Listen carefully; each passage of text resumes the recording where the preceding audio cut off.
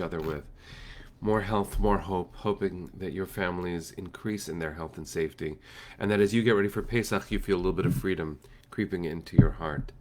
Um, I wanted to start today the way any American must, which is to recite the names of the victims of the shooting in Boulder. And I realized, because I'm about to do that, that I did not recite the names of the victims of the shootings in Atlanta. So I just want to say their names. I know that this isn't the way we typically start, but days are not supposed to typically include these things. In Atlanta, the victims of the gun violence massacre were Zhao Ji Tan, Dayu Fang, Delana Ashley Yon Gonzalez, Paul Andre Michael Michels, Soon Shung Park, Hyung Grant, Sunsha Kim, and Young I Yu. In Boulder, the victims of the shooting were Denny Stong, Nevin Stanisic, Ricky Olds, Trelona Bartowiak, Suzanne Fountain, Terry Leiker, Officer Eric Talley, Kevin Mahoney, Lynn Murray, and Jody Waters. They don't have anything in common except for one really obvious thing, which is the guns.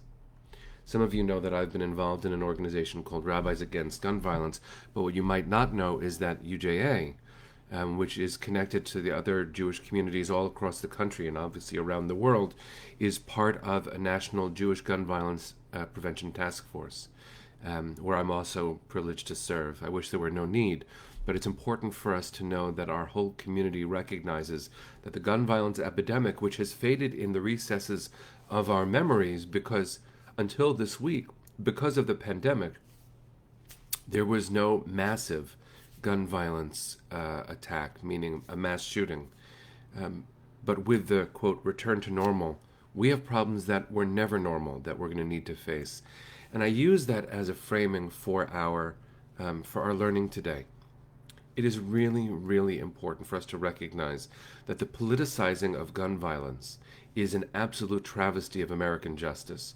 This is not and should never have become a partisan issue with Republicans and Democrats retreating to their corners and presuming that they have different interests. No one wants gun violence deaths. That isn't a partisan claim. Nobody wants that. And the argument about the Second Amendment is one that usually provokes shrill reactions, but actually is not about shrill reactions. A well-regulated militia, which is the language of the Second Amendment, is meant to be regulated in some way. And so universal background checks, which are an obvious step that we need to take, and the ban of assault weapons, which even though they get the headlines, are rarely a large number of gun violence deaths in America. Those two obvious steps are ones that no one should actually have an argument against. I understand people's worrying about their safety, but it is clear from all documented evidence, all of the research that we've been allowed to do because many in the NRA and others in power have blocked gun violence research from being done. Please God, that insanity should end, and we should know what we're talking about. So it is really important for us to continue to pay attention, to honor the victims, not to even say the names of the perpetrators of this terrible, terrible carnage, and not to glorify guns ever in any way. Jewish tradition has this very important teaching, and with this I'm going to segue into the pre-Pesach learning, and I appreciate us staying with this conversation and not turning our backs when it doesn't sound like a Jewish issue. I remember being at the White House after the Sandy Hook massacre with a group of interfaith leaders from around the country, and there were a few rabbis. And when I told a few Jewish colleagues where I was going, they said, "Oh, that's not a Jewish issue." And of course it was, and of course it is. It always has been. But with the shootings in Pittsburgh and in Poway and elsewhere, and with increasing anti-Semitism, it's clear that if you thought this wasn't a Jewish issue, it is, but it was always a Jewish issue because it was a human issue, and we have a responsibility to pray for the welfare of our neighbors. If this pandemic has taught us nothing else, it should teach us that solidarity is the only way to make things better. It is a pragmatic step, and it is also the right thing to do. And so for all of us, first of all, I pray for your safety, but I also ask you to take action. Find your way in your own philosophical, political way to step forward and in honor and in memory of the countless numbers of people who have nothing in common except that guns were easily accessible. They are lost to us. And as it says in the Torah in Genesis, their blood cries out from the ground. Our sisters and brothers didn't need to die. And so let's do something about that. Now is the time, and it is always the time. Now, here's how I want to make that segue, and you're going to think it's a strange pivot maybe, but I don't think it is. There's a teaching in the Mishnah. It's around the year 200 CE. It's the first code of Jewish law or post-biblical thinking that we have. It's in the aftermath of the destruction of the temple. That the rabbis conceive of Judaism again. We try to figure out how to relate to God when the temple, the Jerusalem temple, is gone.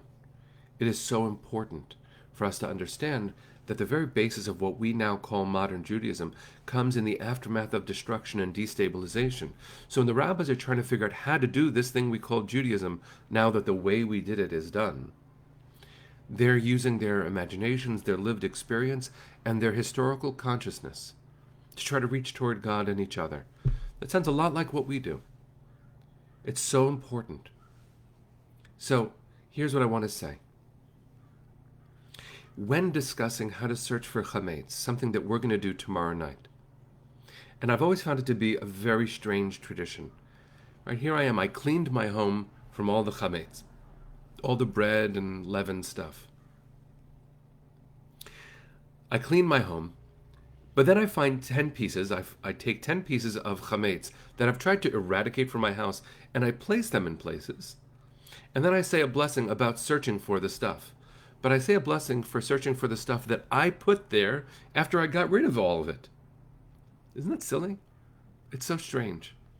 I began loving it so much when my children were born, because there we were playing a game, getting ready for this holiday of freedom, and laughing.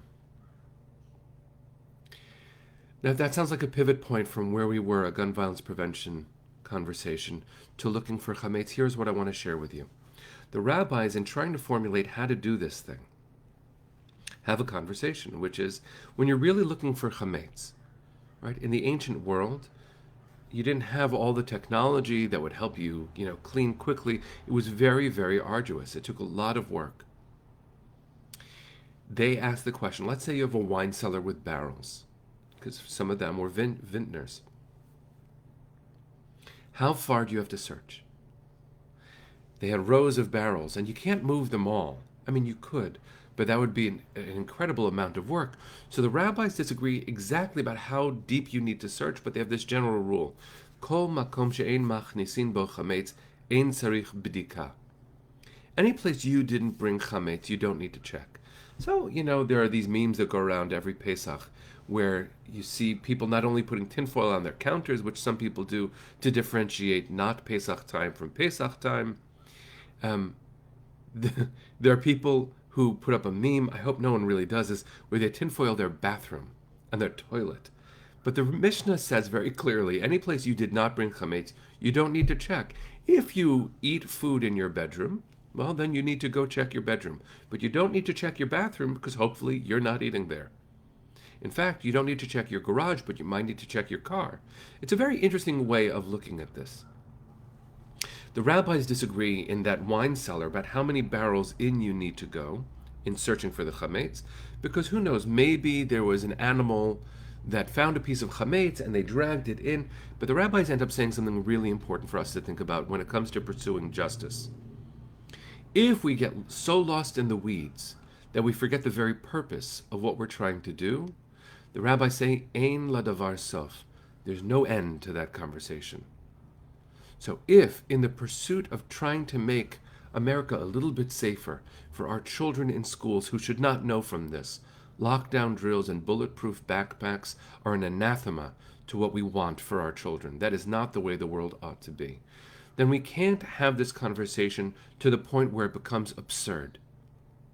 All the worries that become talking points for, gun fetishists is probably the best way to call it.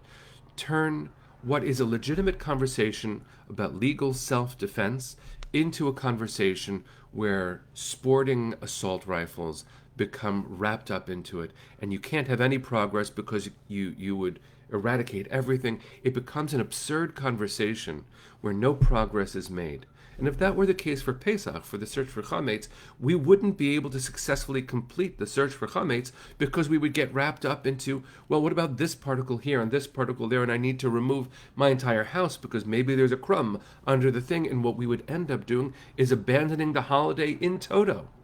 We would end up saying, this is just too much. I can't do it. This gets in the way of all of it, so I don't want any of it. Progress means taking small steps and feeling each step as a significant move forward towards the larger goal. That's what I want to say about the search for Chametz, and that's one of the ways that perhaps it can help us in our conversations about pursuing justice, whether it comes to pursuing racial justice or trying to end gun violence.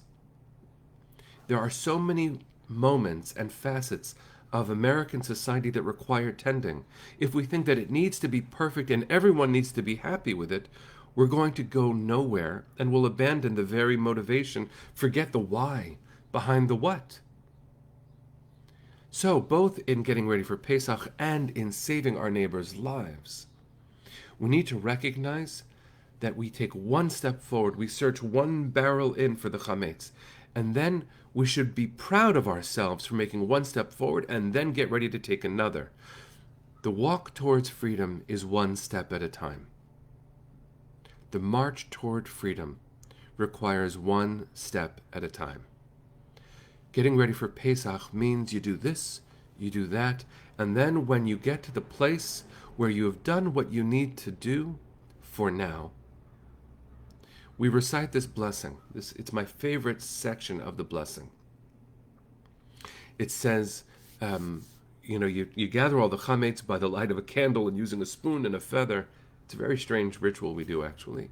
You gather it together, and then you say this paragraph, Kol chamira v'chamia de'ika birshuti. All the stuff that I've got. Everything that is yeasty and chametzdik in my house, that I saw, that I didn't see, that I own, that I didn't own, that I will burn, that I won't have burned, let it all be as dust to you, God. I did my best. God, let that be good enough. And then, next Pesach, we're going to say the same thing. But it can't be the same action that we take. We have to continue to do our best, and only then will it be good enough. Certainly in God's eyes, but in our eyes too. Our children are going to go back to school in person, if they aren't already there. The world is going to open up, please God, because we will get our vaccines and protect our neighbors and continue to wear masks, because that's the safe way to interact with each other. Until we know that it is absolutely safe to be around each other, we won't hurt each other. We take these steps, these methodical one-step safety precautions at a time, because we care about each other. We should do no less for our children in schools. We should do no less for our family and neighbors and friends who go shopping. We should do no less for Asian Americans in their workplace. We should do no less for everyone who needs us. And only when we have done our best are we at all in the right when we say to God, Kol chamira v'chamia. Everything I was supposed to do, I did. It wasn't everything, but it was what I could do right now, and that must be good enough to you, God. While to those who have died, and to those who are facing the unimaginable absence and needless grief for their loved ones slain by American indifference, we have no right yet to say Kol chamira v'chamia. We did not do enough. We have not done enough. We have not all shown up, and some of us have thought that it wasn't our problem. It is our problem. And we have a lot of cleaning to do. The Hasidic masters say that the chametz we're meant to purge is actually a metaphor for the puffed up parts inside of us that make us think that it isn't our problem and that everything revolves around us. Pesach tells us that freedom is a collective truth, or it isn't true at all. So I want us to work on that chametz inside, which requires us to do good stuff outside. So may we safely, appropriately, and with respect for disagreement move forward, doing the best we can, day by day, so that we can look our children in the eyes, we can look our neighbors in the eyes, we can go shopping, we can go to work, we can go to school, and see a world that is just a little bit safer because we made common sense decisions, the law of the land. So, friends, this is important. It should be important to you, and if it hasn't been, maybe we need to look inside and wonder why it hasn't been yet. So, with Pesach around the corner, I want to bless us with a sense that we can do it. You can. Not everyone's going to be around the table that's supposed to be. We're almost free. Almost.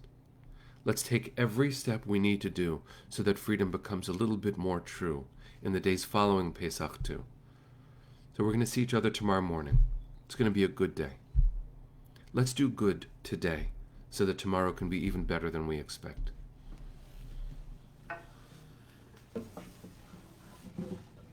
See you tomorrow morning at 9 o'clock.